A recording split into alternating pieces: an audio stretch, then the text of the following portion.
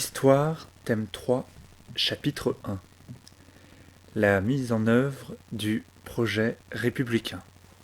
Leçon 3. La République des radicaux. 1899-1914. Les radicaux sont, depuis Ledru-Rollin, souvenez-vous, personnage clé de 1848, les républicains les plus affirmés. Anticléricaux prononcés, plus sensibles également aux revendications sociales, et donc partisans d'une rupture nette avec la politique modérée et opportuniste en accélérant les réformes.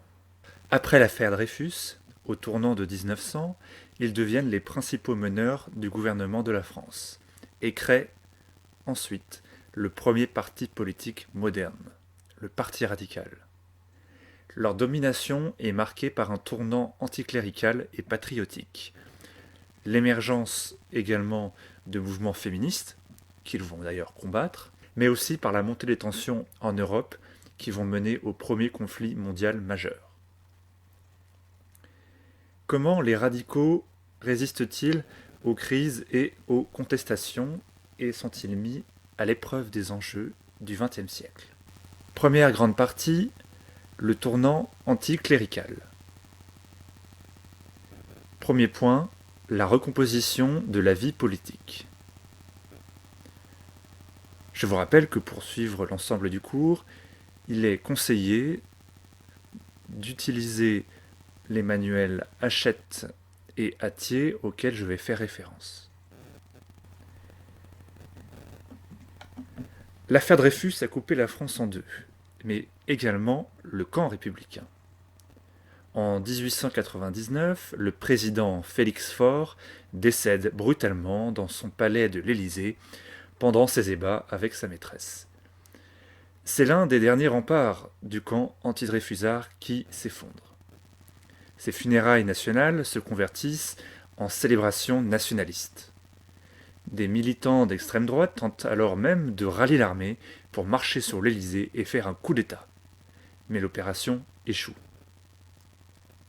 Émile Loubet, opportuniste, dreyfusard, est élu président de la République, à la place de Faure. Mais les opportunistes, divisés, ne s'entendent plus. Parmi eux, les anti-dreyfusards sont également nombreux. Le camp des républicains opportunistes se désagrège. Les radicaux passent alors au premier plan pour prendre le contrôle de la République. Loubet appelle Pierre Waldeck-Rousseau pour la présidence du Conseil des ministres. Ce dernier, opportuniste, proche de Gambetta et de Ferry, dont il a été plusieurs fois ministre, appelle à lui tous les opportunistes dreyfusards, mais aussi les radicaux, et nomme pour la première fois un socialiste ministre, Alexandre Millerand. Avec cet assemblage, cette coalition, il forme un gouvernement de défense républicaine. Un gouvernement dreyfusard, anticlérical, pour faire face à la menace nationaliste, et qui va durer pendant près de 3 ans. C'est beaucoup pour l'époque, c'est l'un des plus longs gouvernements du régime. Ce gouvernement incarne la nouvelle gauche française, c'est-à-dire dreyfusarde. En 1871, c'était la gauche républicaine de Gambetta qui était nationaliste, rappelez-vous. C'est elle qui voulait la guerre, tandis que la droite conservatrice souhaitait la paix avec Bismarck. Et bien désormais, c'est l'inverse. Le nationalisme a basculé à droite, et le pacifisme à gauche. La droite incarnant maintenant la revanche contre l'Allemagne, et parfois l'antisémitisme. En 1901, Waldeck-Rousseau fait voter la loi sur les associations. Cette loi, que nous avons vue en activité en classe virtuelle, permet de créer les premiers partis politiques, avec, à gauche, le Parti radical, qui devient la principale force du pays. Le parti, même s'il est marginalisé, existe encore aujourd'hui en 2020.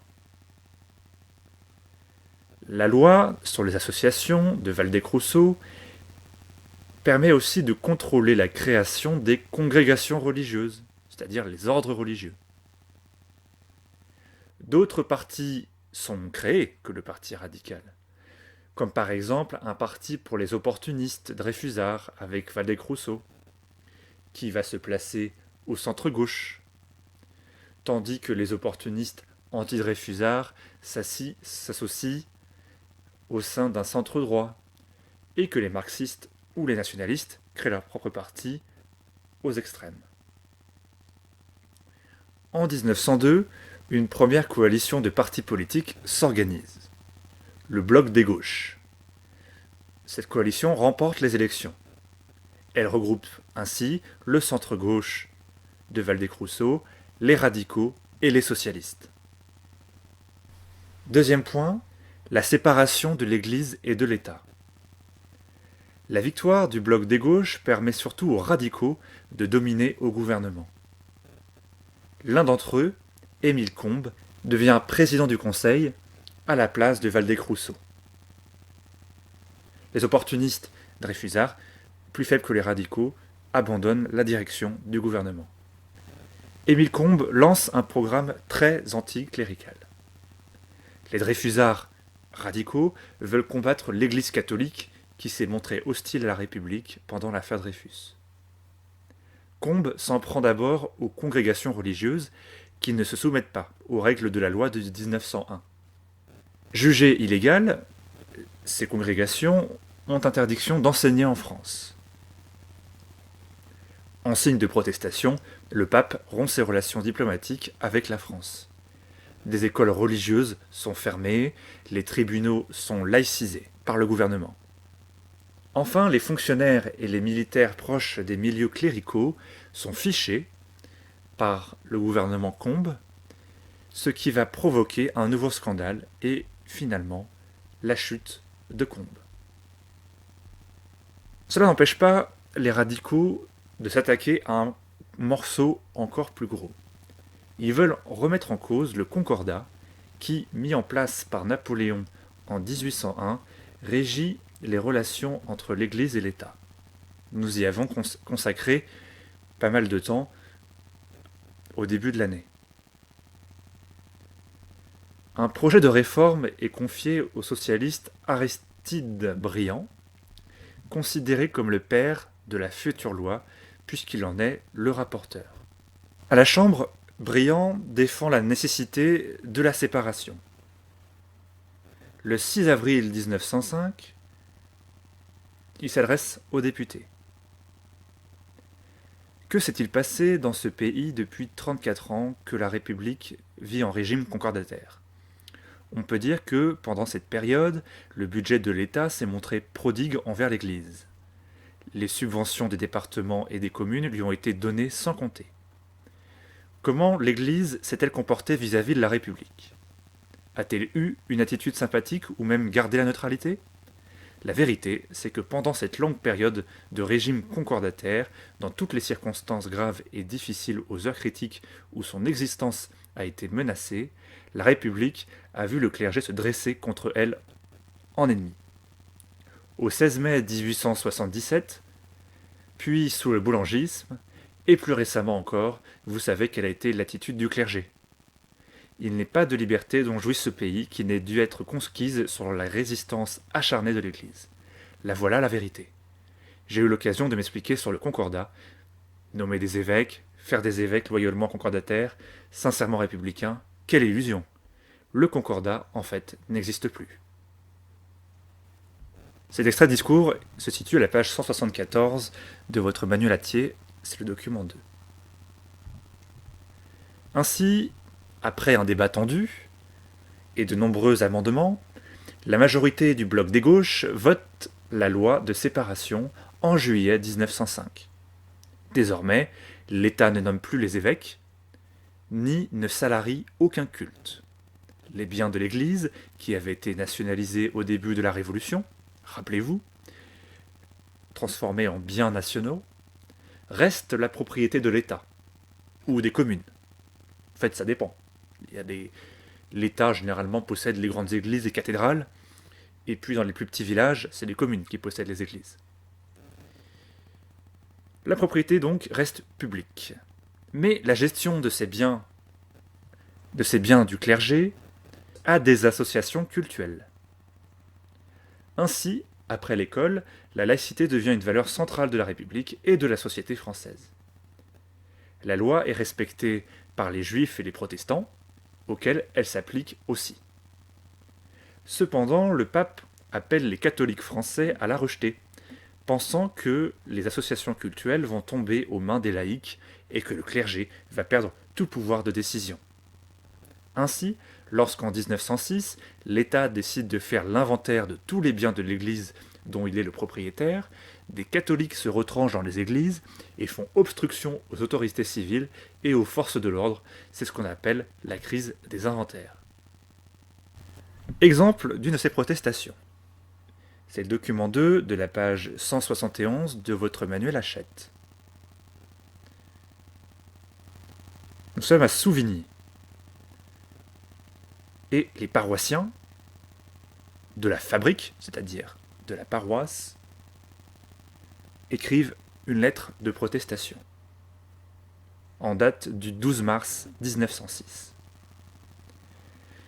Messieurs, en mon nom personnel, au nom des membres de la fabrique, au nom de tous les fidèles de cette paroisse, je viens protester avec toute l'énergie de mon âme contre l'inventaire que vous allez faire.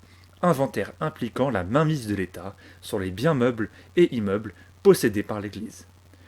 Notre Église est très pauvre, mais le peu qu'elle possède ne lui vient ni de l'État ni de la commune. C'est le fruit des oblations, c'est-à-dire les offrandes des fidèles faites pour les cérémonies du culte.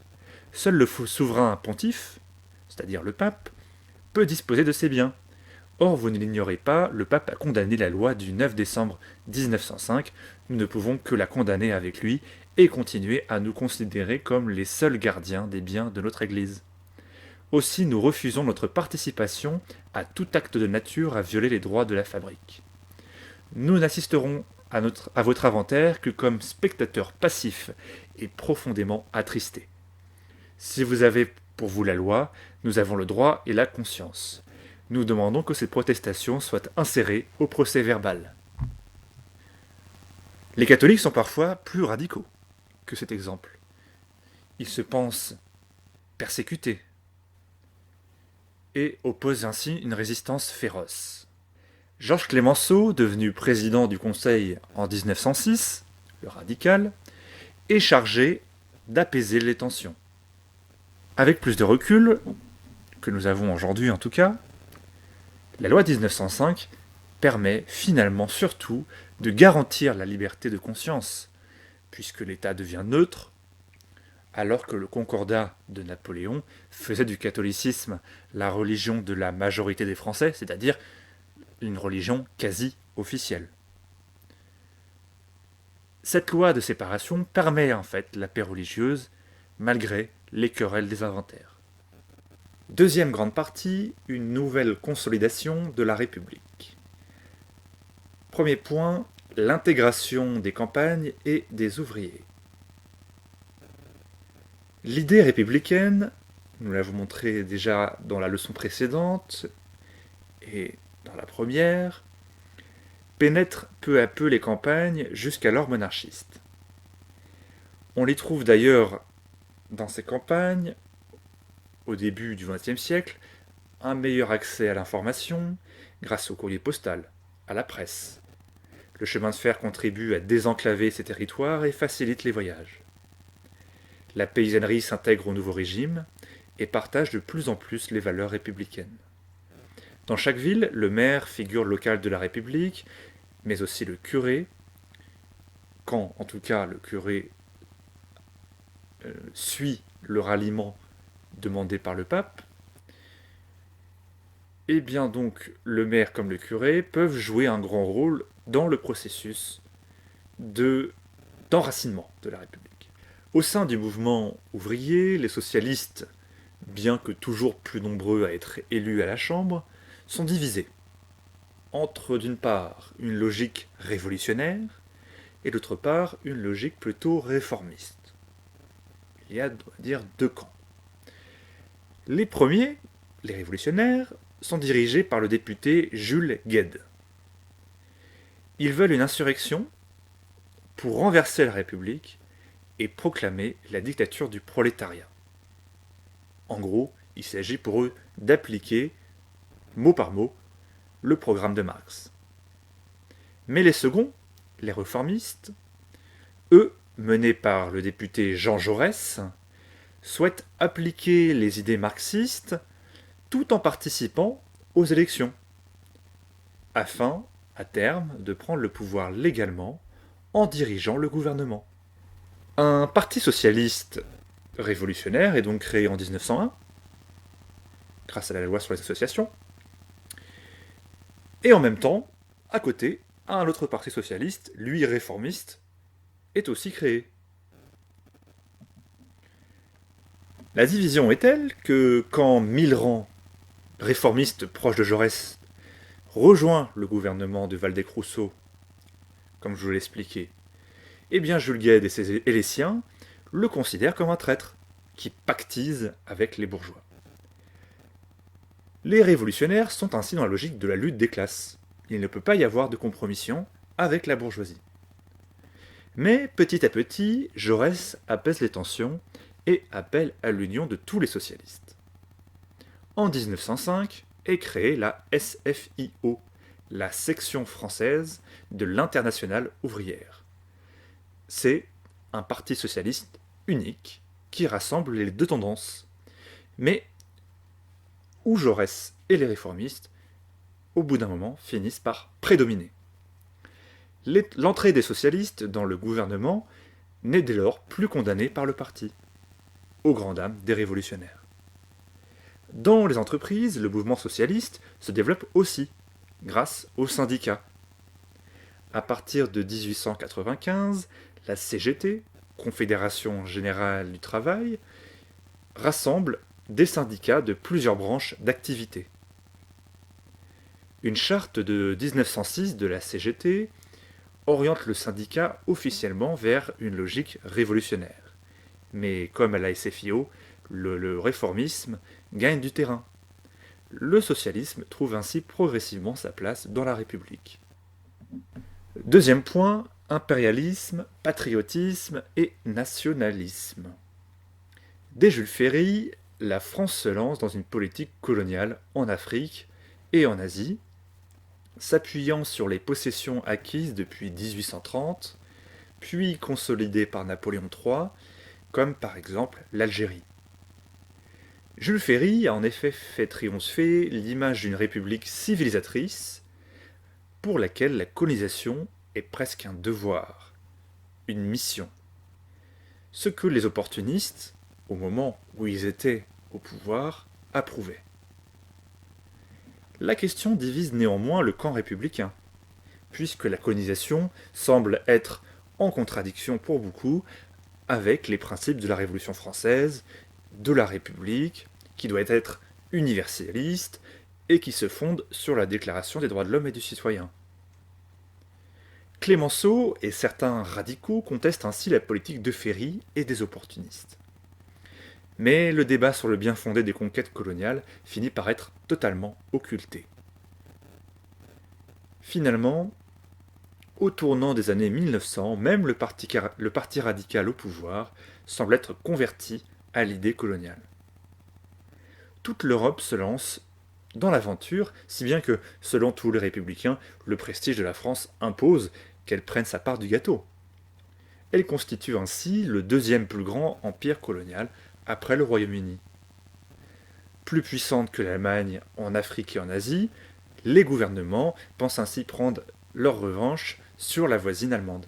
C'est le début d'une politique impérialiste qui va être responsable en partie de la Première Guerre mondiale. En métropole, les tensions avec l'Allemagne placent la défense de la patrie au cœur des discours politiques.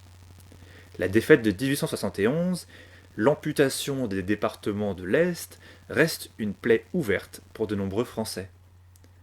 La frontière se fait de plus en plus étroite entre le patriotisme républicain et les idées nationalistes, voire la xénophobie. Nous l'avons vu au cours de l'affaire Dreyfus. Ainsi, les ligues d'extrême droite se multiplient. En 1913, une loi porte à 3 ans le service militaire obligatoire pour les Français. Cela est vu comme une préparation à la guerre contre l'Allemagne, et seuls les socialistes, qui sont eux pacifistes et internationalistes, c'est-à-dire qu'ils placent la logique des classes avant celle de la patrie, logiquement, les socialistes donc s'y opposent. Pour eux, il y a une solidarité de classe entre ouvriers de tous les pays qui doit s'affirmer au-delà même de la division de ces mêmes ouvriers entre leurs patries respectives.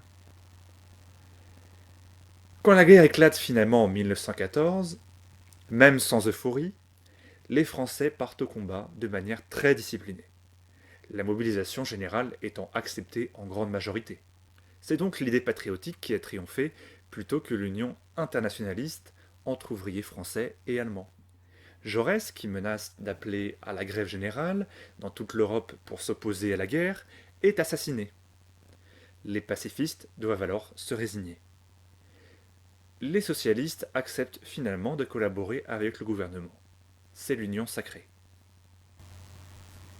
Troisième grande partie, l'exclusion politique des femmes.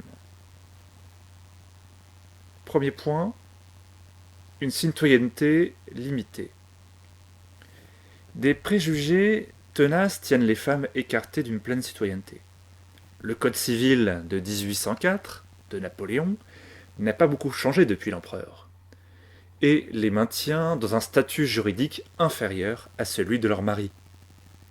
La société reste organisée de manière assez patriarcale. Il faut par exemple attendre 1907 pour que la République donne le droit aux femmes mariées de disposer librement de leur salaire. Leurs droits politiques restent, eux, inexistants. Ils sont en effet réservés aux hommes d'au moins 21 ans et elles ne peuvent donc voter.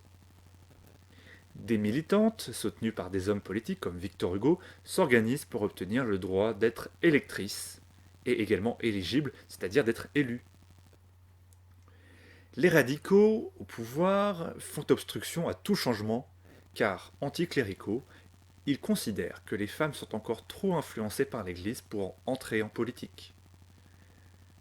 En 1903, une proposition de loi en faveur du droit de vote des femmes est ainsi repoussée par un vote quasi unanime. Deuxième point, le mouvement féministe. Les féministes utilisent les libertés d'expression, de réunion et d'association dont les femmes disposent comme les hommes pour fonder des mouvements. Ainsi, l'Union française pour le suffrage des femmes regroupe 12 000 adhérents en 1914, dirigée par Cécile Brunschvig.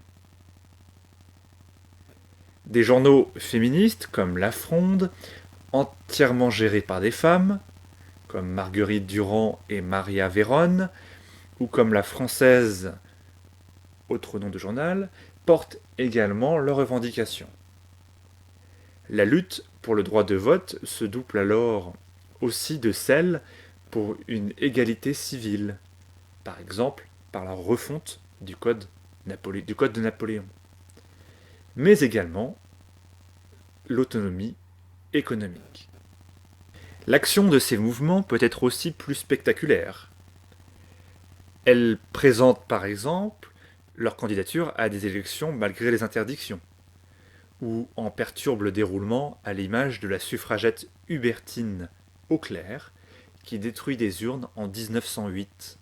Hubertine Auclair présente ses idées notamment lors d'un congrès ouvrier socialiste à Marseille, puisqu'elle est également socialiste, militante, en 1879. Elle explique pourquoi les femmes doivent avoir le même droit que les hommes. Que diriez-vous, hommes, si l'on vous enfermait dans le cercle étroit d'un rôle? Si l'on vous disait, toi, parce que tu es forgeron, ton rôle est de forger du fer. Tu n'auras donc pas de droit. Toi, parce que tu es médecin, ton rôle est de soigner les malades. Tu n'auras pas de droit. C'est aussi logique que de dire, toi, femme, parce que la nature t'a donné la faculté d'être mère, tu n'auras pas de droit. La femme est comme l'homme. un être libre et autonome. À elle, comme à lui, la liberté de choisir la voie qui lui convient. Vous dites, la femme est trop cléricale. Est-elle plus cléricale que les prêtres, les jésuites, les religieux de tout ordre qui votent? La femme, si elle se confesse, est-elle plus cléricale que les hommes, qui logent et payent les confessionnaux et confesseurs? Est-ce la femme enfin qui se fait prêtre? Je dis, moi, que ceux qui entretiennent le cléricalisme, les hommes, sont plus cléricaux que les femmes, qui le pratiquent. L'heure n'est plus au sabre et à la force. Il ne s'agit plus de porter chez nos voisins la désolation et la mort. Il s'agit de résoudre pour tous la question du bonheur chez soi. Cet extrait de discours est dans le manuel Hachette à la page 172, document 1. Avec Madeleine Pelletier, pour justifier l'entrée des femmes en politique, Hubertine Auclair met en avant le besoin de moralisation de la société et certaines luttes portées par une majorité de citoyennes. La lutte, par exemple, contre l'alcoolisme et celle en faveur du pacifisme. Mais quand la guerre éclate en 1914, elles n'ont pas encore obtenu raison, le droit de vote des femmes n'étant accordé que 30 ans plus tard, en 1944.